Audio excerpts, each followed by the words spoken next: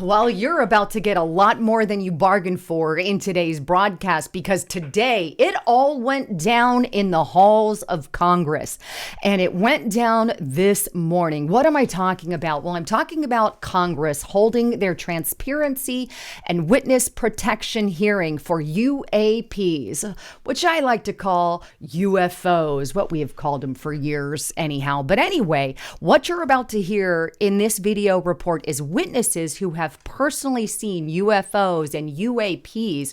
They have witnessed them, and their entire careers were put on the line because of the information that you're about to hear. In fact, they were completely blacklisted, their security clearances revoked. There were some pretty intense things that happened to these young men and these older men as a result for sharing this information. I've got one hell of a report today. I told you guys I would keep you in the loop about what was going on with this, and you guys are going to explode. But take a look. This is on the House Oversight Committee, and you can see Restoring Public Trust, UAP Transparency, and Whistleblower Protection. This all went down today, September 9th, and earlier this morning. But I want to start with this young man, Mr. Nucelli, Jeffrey Nucelli. He's a United States Air Force veteran, and he drops this bombshell, and he says, hey, there are 5 incidents that happened at an Air Force base. And this is, a missile defense, kind of a national security problem. Take a listen to what he says here. I'm here today because the American people have both the right and the responsibility to know the truth about unidentified aerial phenomenon. That truth remains hidden, classified and silenced by fear, retaliation, stigma, and confusion. Today, we are here to help break that silence.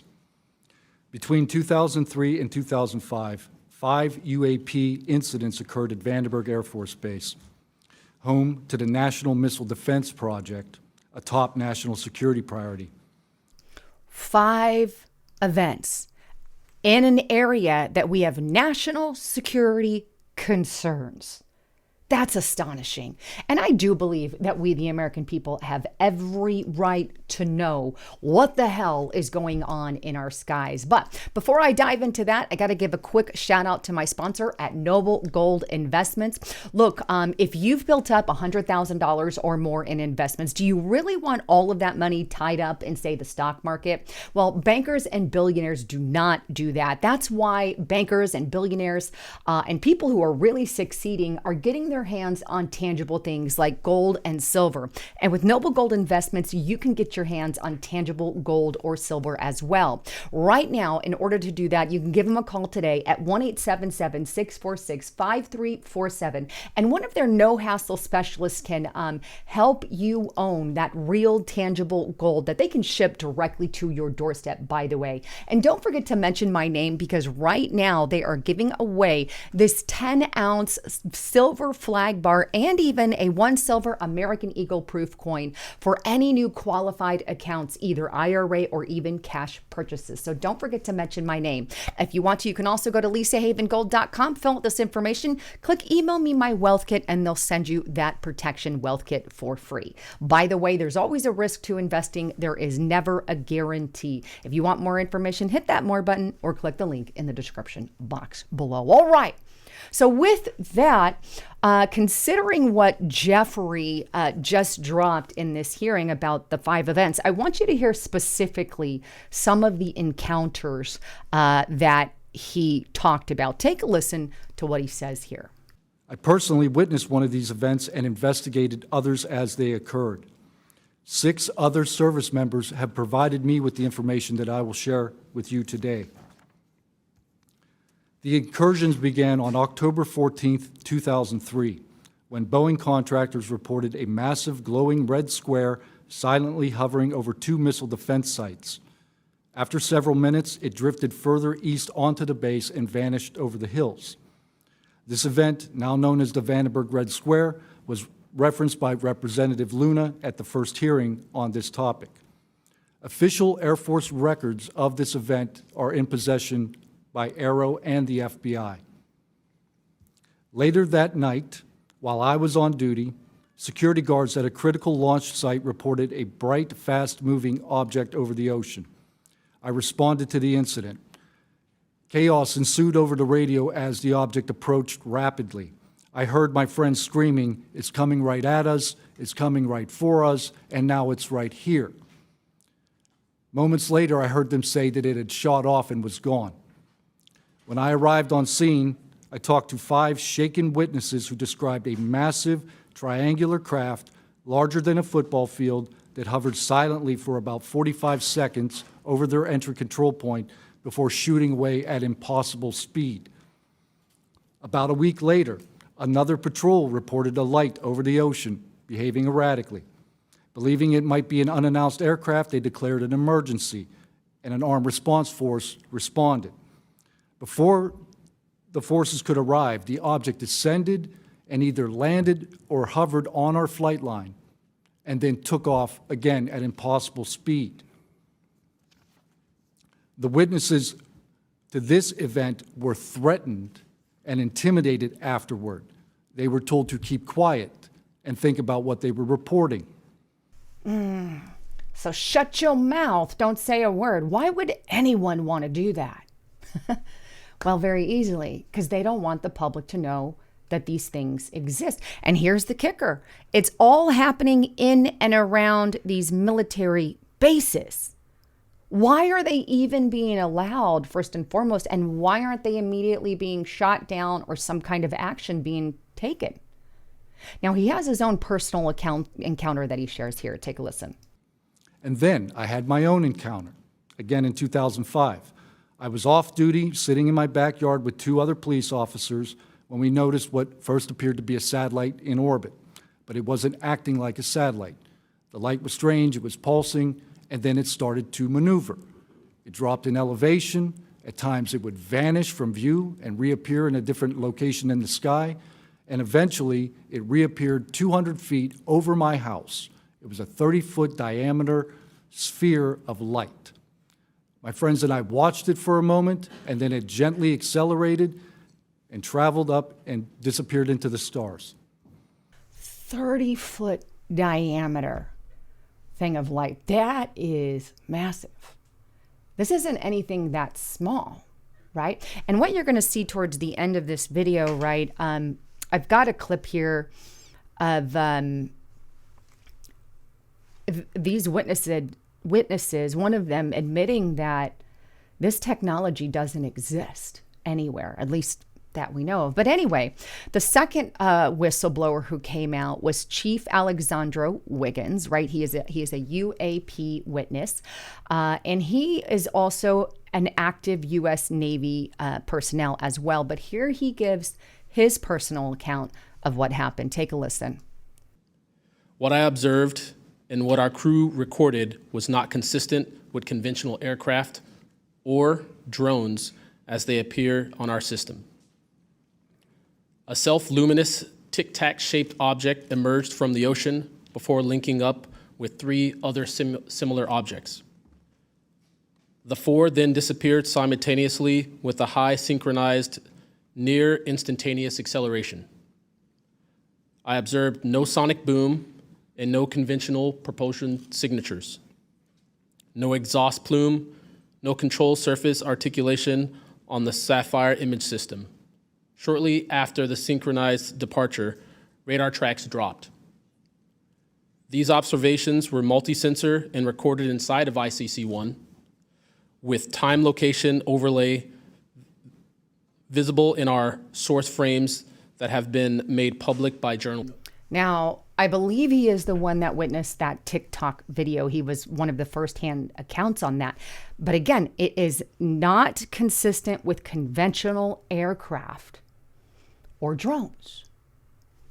Very clear in that assessment. Now, the third one here is George Knapp. He is a journalist, right? You guys have probably heard him before. He's been very widely in the UFO realm, but he is one of the people who are testifying on the UAP's unidentified anomalous phenomenon. But he gets into this young man by the name of Robert Bigelow and his connection with Lockheed Martin. Take a listen to what he says here. I have confirmed on the record that Robert Bigelow and a trusted colleague from OSAP met with and negotiated with senior executives at Lockheed Martin and hammered out a deal wherein Bigelow's company, Bass, would receive a quantity of unusual material that had been stashed away and protected at a facility in California. That material was not made here. Material not made here, but somehow it's in the hands of Lockheed Martin. You know, the only reason that it would be in the hands of, like organizations like Lockheed Martin is so they could avoid the Freedom of Information Request Act. In fact, Mr. Burchett kind of dives into that a little more and asks a very particular question to George Knapp. Watch this clip. My first question is, Mr. Knapp, I recently introduced the UAP Whistleblower Protection Act to help provide whistleblower protection to federal personnel for disclosing the use of federal taxpayer funds to investigate UFOs. I still don't want to say UAPs. How can Congress further increase whistleblower protections? I think you got to unleash the dogs and go track down the money and where it goes, because a lot of this stuff has been moved out of government. Sure. As you know, Rep. Burchett, it's been given to private contractors who've stashed it away. They've had it for so long that there's nobody left inside government, or very few, who know where it is. And they do that to keep us from FOIA, correct? Yeah, it's to keep it from FOIA. And I think that the contractors who've had this stuff for a very long time set their own standards about who is allowed to know what. And it's a very small group that ever cracks that. I think. Who are the contractors that have this material, the corporations? Well, one of them is Lockheed. And I'll tell you, I'm not saying Lockheed's the bad guys. They're doing what they were asked to do. Sure. They have lied about this because that's what they're supposed to do. But Lockheed would be one. There's a list I can give you, Congressman. Some of the big ones, the usual suspects. So you, Mr. Leader there of, congressional leaders, you guys don't even have this information. It's all spread out through contractors. And then he asked, well, who are these contractors? Well, Lockheed Martin. I think we can get our hands on some actual tangible information at Lockheed Martin if our Congress really wanted to go about it and do it. And hopefully they do as a result of this hearing. We absolutely need to get this information out for sure. So regarding all of that, Dylan Borland, the next guy who speaks at this event, he drops a rather big bombshell. And he talks about some of the stuff that he saw and how bad he has been blacklisted for what he's brought forward. Take a listen. Because of my direct knowledge of the reality of certain legacy UAP programs, my professional career was deliberately obstructed, and I have endured sustained reprisals from government agencies for over a decade.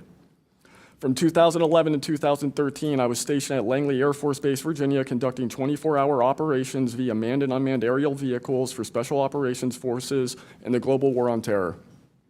During the summer of 2012, my team was on standby for weather, and I returned to my barracks on base, and at approximately 01:30, I saw an approximately 100-foot equilateral triangle take off from near the NASA hangar on the base. The craft interfered with my telephone, did not have any sound, and the material it was made of appeared fluid or dynamic. I was under this triangular craft for a few minutes, and then it rapidly ascended to commercial jet level in seconds, displaying zero kinetic disturbance, sound, or wind displacement. Some years after that experience, I was further exposed to classified information from the UAP legacy crash retrieval program through a sensitive position I held within a special access program. During this time, intelligence officers approached me in fear for their own careers, citing misconduct within these programs and similar retaliation that I was already enduring at this time. These issues include medical malpractice committed by Veterans Affairs staff, denial of work I performed while enlisted in the United States Air Force, forged and manipulated employment documents, workplace harassment, including colleagues being directed to not speak with me, manipulation of my security clearance by certain agencies, blocking, delaying, and ultimately removing my ability to be employed within the IC. He's not even able to be employed. Now that's some real terrifying stuff. And the only reason they do that is because they want you to shut your mouth. And it's interesting that our congressional leaders don't even know what the hell is going on in our skies. And it looks like If you watch the hearing in its entirety, you've got Democrats and Republicans both kind of inquiring in on this and asking the good questions. So I think it's about damn time that we know. Now, two more things that I want to show you on this hearing. Number one is Anna Paulina Luna asked, hey, do you recognize any of this technology? What do you think about all this? But take a watch. Thank you, Madam Chair. Chief Wiggins, based on your training and operational experience, could the behavior that you witnessed, a transmedium object vanishing without a sound, be explained by any known technology that we possess or other governments possess? It cannot. No. It cannot. It doesn't make any sense, right? Now, the last little part here I'm going to throw up on the screen because this is a video that was shown here of a UAP, a UFO, and you can see it on the screen, and it's just flying by here. And then you see that little, it hits it, breaks up, but it's still flying, it's still moving, and all of that. And I want you to hear what they say about this particular video. This is when it zoomed out. So they zoom it you out a still little see bit. it You can traveling. see it traveling, but it gets hit with a missile and it's still moving. I mean, we don't have any technology like that, but here's what George Knapp his input on this. Mr. Knapp, have you heard about events like this occurring? And what information might you have? I have heard about events like this. I have heard about this event. Jeremy Corbell and I talked about it in one of our episodes a while back. We did not have the video, though. There are servers where there's a whole bank of these kind of videos that Congress has not been allowed to see, that the public hasn't been allowed to see. And there you go. Occasionally, some of that stuff gets out in the wild and it comes our way. It should be going to you. The public should be seeing this stuff. And why you're not allowed to, I don't know. But that's a Hellfire missile smacking into that UFO and just bounced right off. And it kept going. It kept going, and it looks like Yeah. the debris was taken with it. Yeah, what the hell is that? What So flies like that? again, I'm not going to speculate what it is, but the question is, why are we being blocked from this information? And I think that is the ultimate question there. Why are we being blocked from this information? And I think they have every right to ask because they're the ones we elected, not the likes of Lockheed Martin. Anyhow, I wanted to show you all the highlights. Told you guys I would keep you in the loop on all of that. Can't wait to hear your comments and concerns. I'm Lisa Haven, signing out.